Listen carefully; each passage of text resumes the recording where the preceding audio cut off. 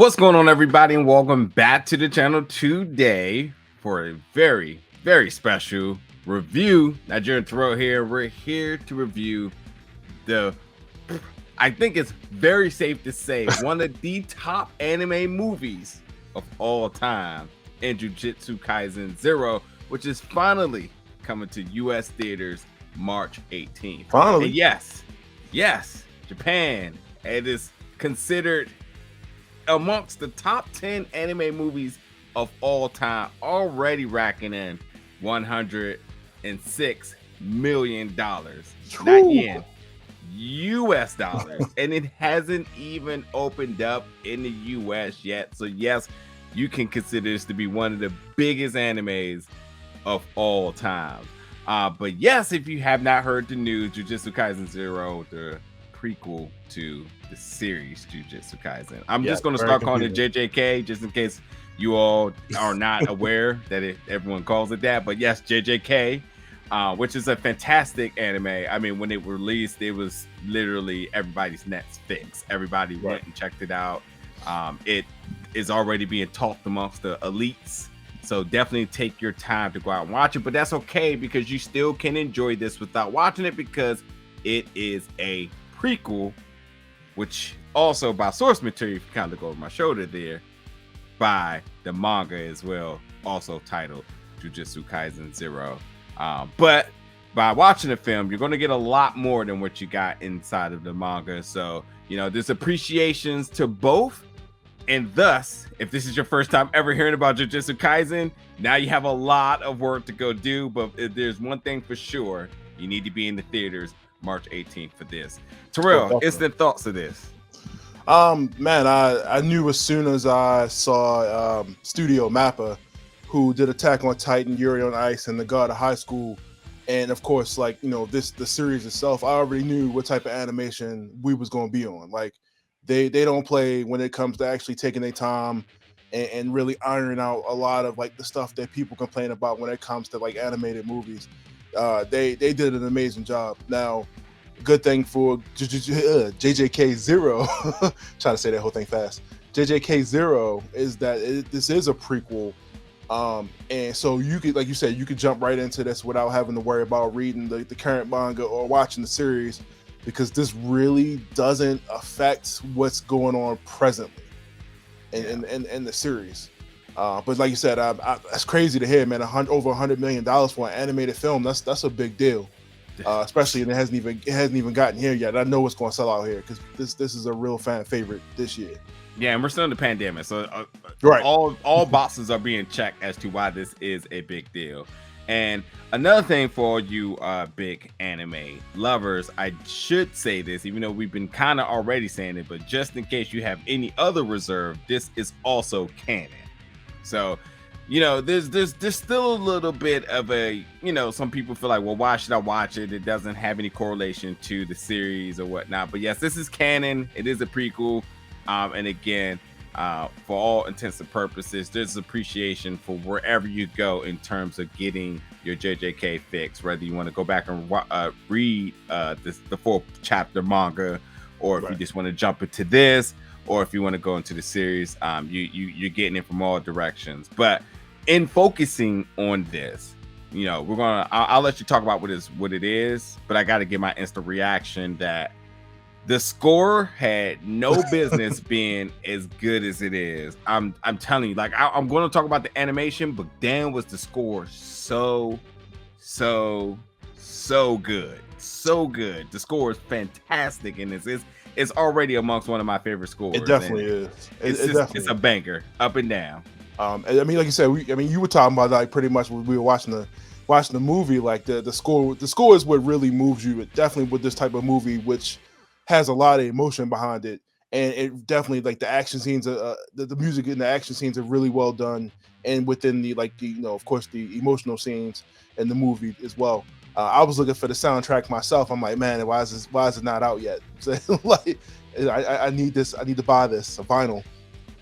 Hey, listen, iTunes owners and subscribers, shall I say, it's already there for you. Go get it. I promise you, it's already added to my library. So it is available. But yeah, the soundtrack is fantastic, and I absolutely need to own some piece of hardware of it. But in this one, like you said, because it's a prequel, you know, this is where we are getting Yuta really trying to get.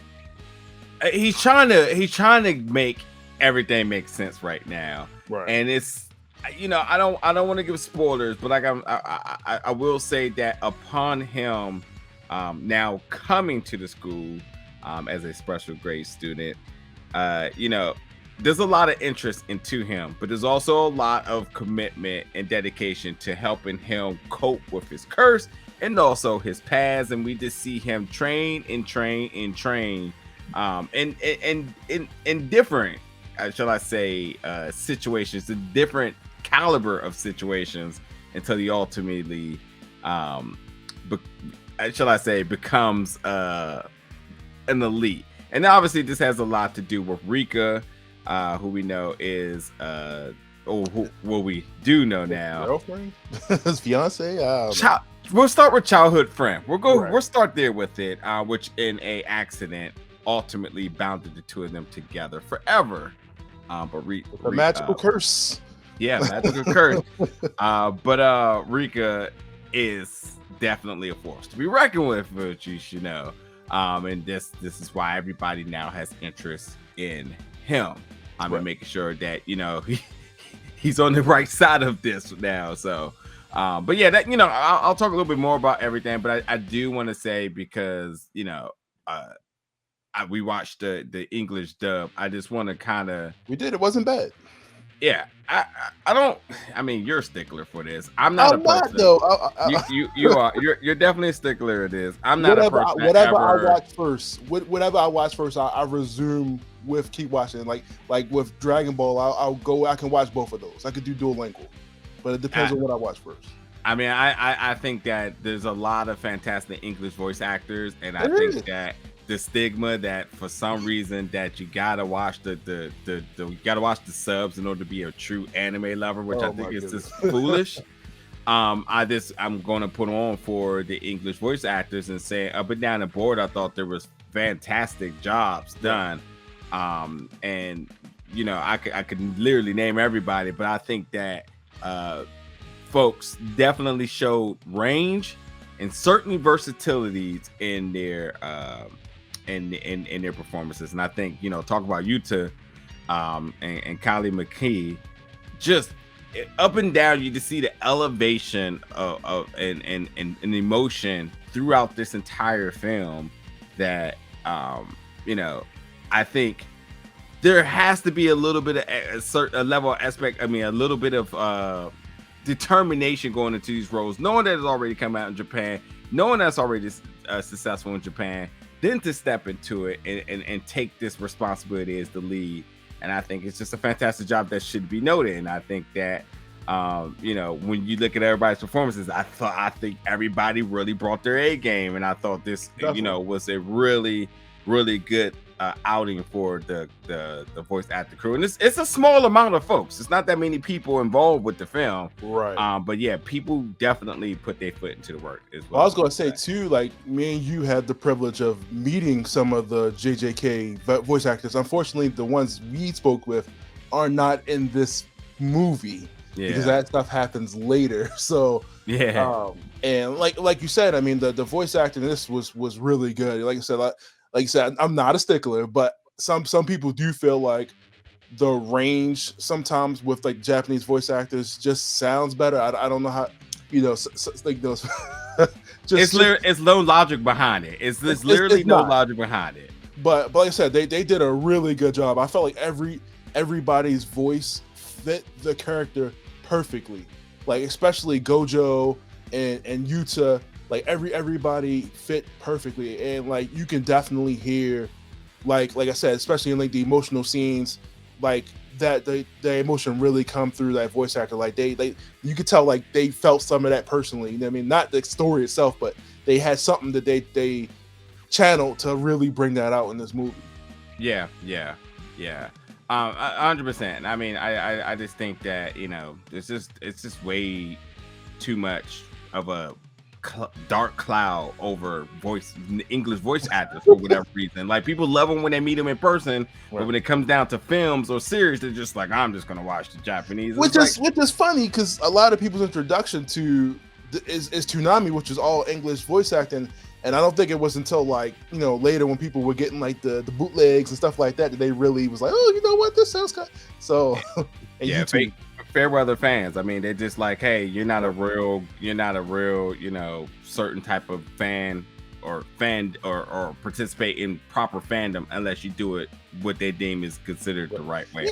You can say the same thing about the people that read the manga versus watch the anime. Oh, you ain't read that. You know what I mean? It's literally anybody that says like the literature is always better than the movie. Like this stuff is just kind of just annoying at this point. Right. And that's why, like, when it comes down to it, like the voice acting in this is good. The other big emphasis about this as well is the animation.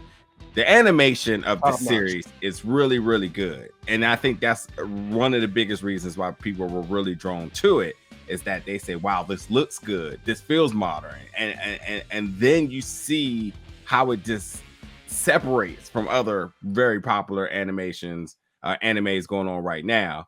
And you take all that and then you put it in the film, and I see they just double down in all departments. I really, really, really love the cinematic animation that was brought to this film. Everything felt heightened, and especially as you get into the final act, which in every anime is the most important part of the film. It's always the big conclusion, the final battle, which we'll come back to in a second. The animation was there, and it was not to play with. And I think also, the anime also very much tailored to more and more in depth we got with Yuta utilizing his abilities.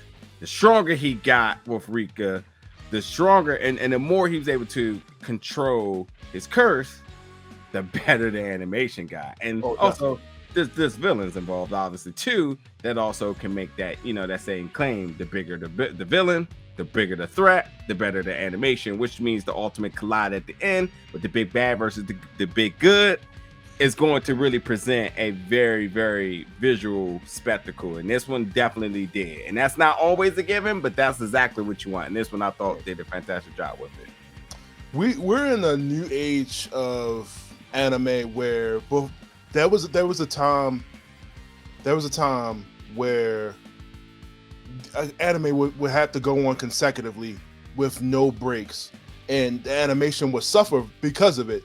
And now with Mappa, of course, doing this movie and the show, this is the show. Okay, they did 20-something episodes and they stopped. Okay, we gonna come back, but we gonna make sure that all the animation is top notch.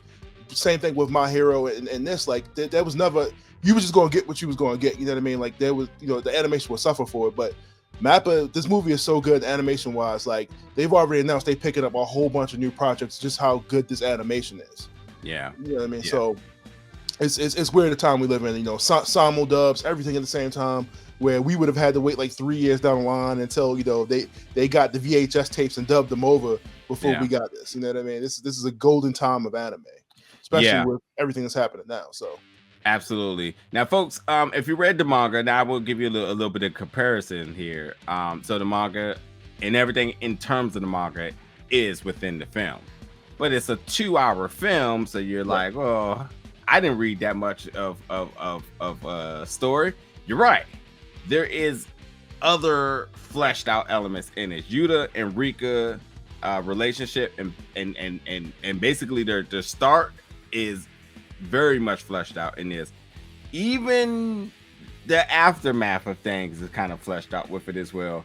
And then Gojo and Gito also is a very interesting fleshed out story that had a shocking moment that I was like, oh, oh, okay. So yeah, so like, things that they touched on inside the manga, they fleshed out. And again, it's because you want to fill in the runtime.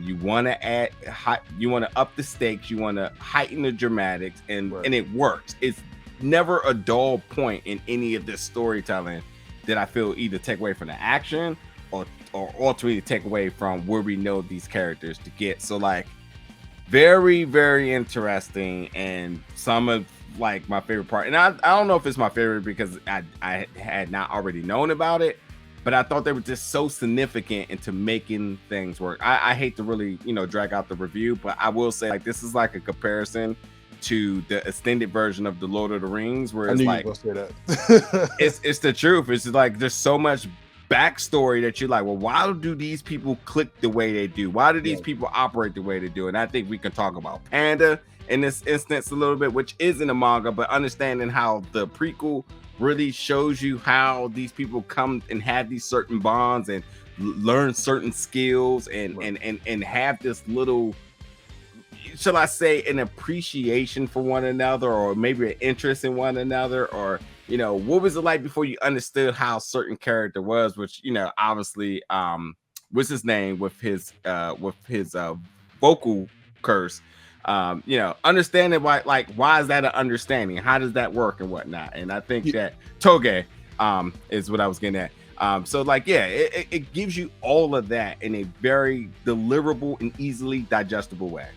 I think that too, like reading this manga and watching this movie definitely, like you said, feels a lot more of like what's going on in the current timeline, because they don't really give you a lot of this information. They don't give you a lot of the relationship between Gojo and Geto, about the Gojo and Geto, and like you said, what's the name with the vocal curse? They don't really explain a lot of that. It's just it is what it is. Well, he can only say this because of this, and like I said, the with that story being so much focused on Yuji, it's kind of just straightforward into like them dealing with the particular curse that they're dealing with in that movie.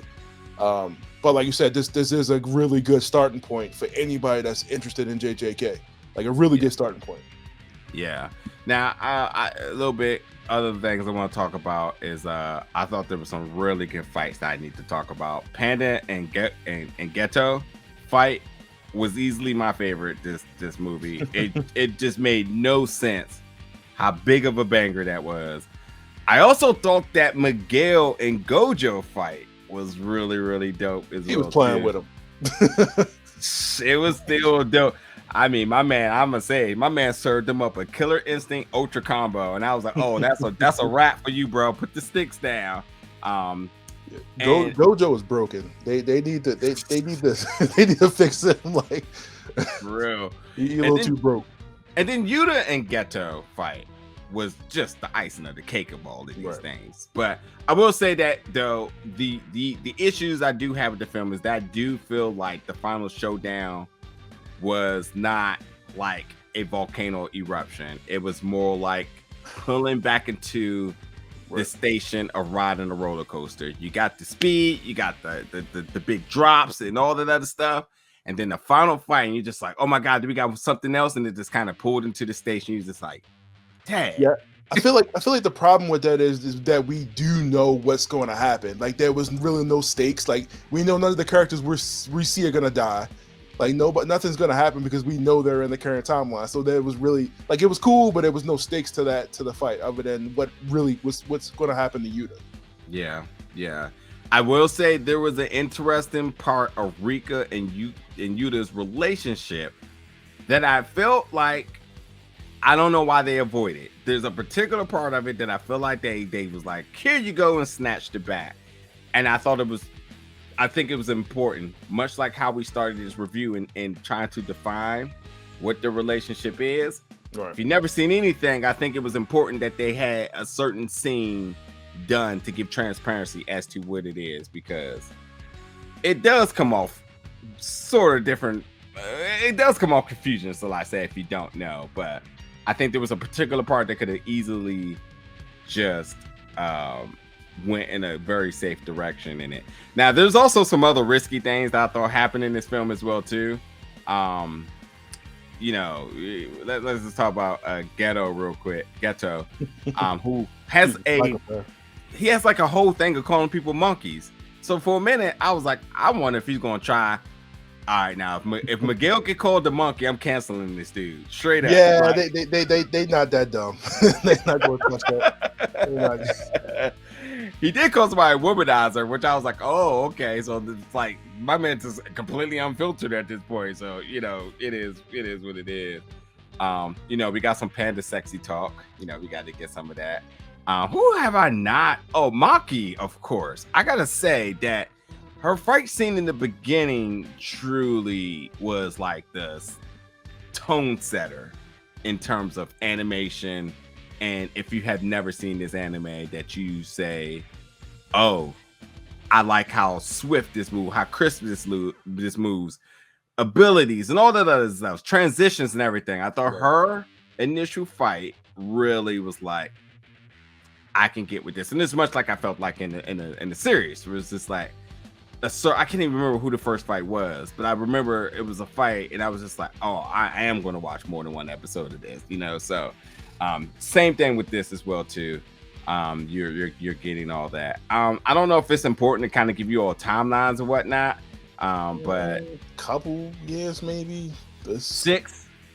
Was it that? Nah, man, because I feel like those kids should be older than what they are. Yeah, he ever since Yuta put the curse on Rika, it's been 6 years since that initial situation. Oh, okay. From when? Okay, I thought you were talking about between this and when the initial. Oh, no. Okay. And I don't think we got that, but maybe we did, and I didn't care to like remember it. But yeah, he goes to Jujutsu High, learn some skills, and get killed in the process. Rika's a ridiculously powerful curse in this movie, and this movie is basically a war, like a fight over her, basically. Yeah. Like, yeah. The young lady who plays voices Rika, Anna Iris, I believe is how you say her name, who's done a lot of work, like truly, and I can't remember all of them in particular, but I do know, like, in terms of voice actors I want to meet, definitely amongst on my priority list.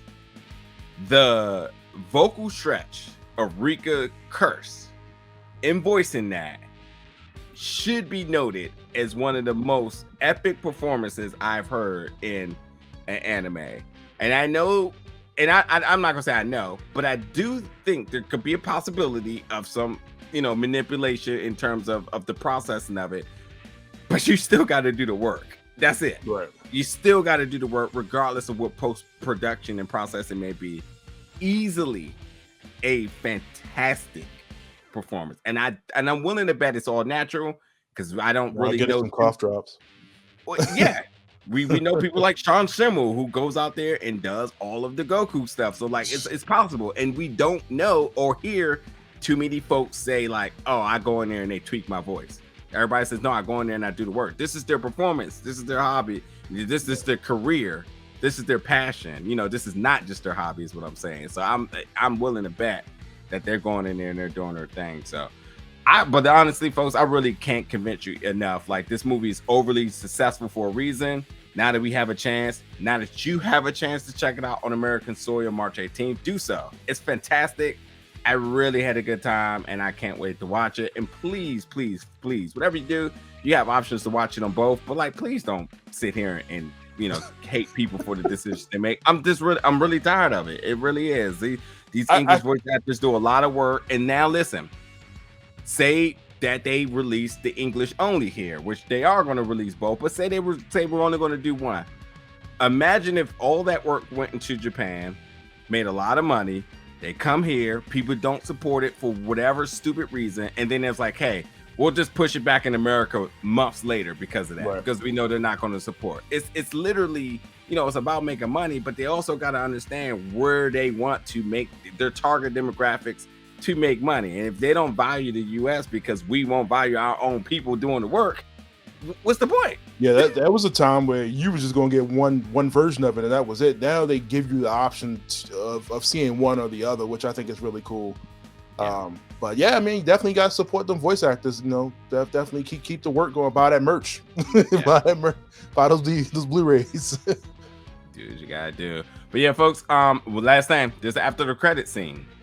Of course there is, because you got to know where things go beyond this, and stay tuned for that, because that one kind of gave me chills, because it's like, oh yeah. So, but yeah, jump in the comments. Let us know your thoughts, your excitement, all of that for JJK0. And we'll be back with more reviews very soon. Thank you for watching, folks.